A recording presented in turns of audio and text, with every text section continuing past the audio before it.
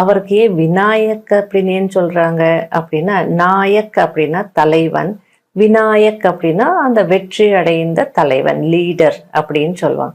அப்ப நாமெல்லாம் கூட லீடர் ஆகணுமா வாழ்க்கையில?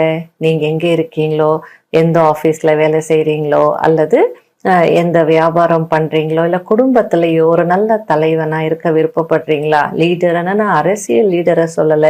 பொதுவா நம்ம குடும்பத்தை நம்ம லீட் பண்றோம் அப்படின்னா, அப்ப நம்ம அந்த இடத்துல லீடர் தான். ஆபீஸை லீட் பண்றோம்னா லீடர் தான். கடையை லீட் பண்றோம்னா அங்கேயும் நம்ம லீடர் தான்.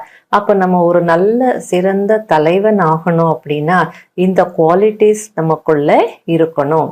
அதை நம்ம இப்போ பார்க்குறோம். அப்போ விநாயக் அப்படின்னா அந்த வெற்றி அடைந்த நாயகன். அப்ப நாம ஒவ்வொருத்தரும் வாழ்க்கையில வெற்றி அடையணும், ஒரு நாயகனாக நம்ம இருக்கணும். அப்போ அதுக்கு நம்ம என்னென்ன செய்யணும்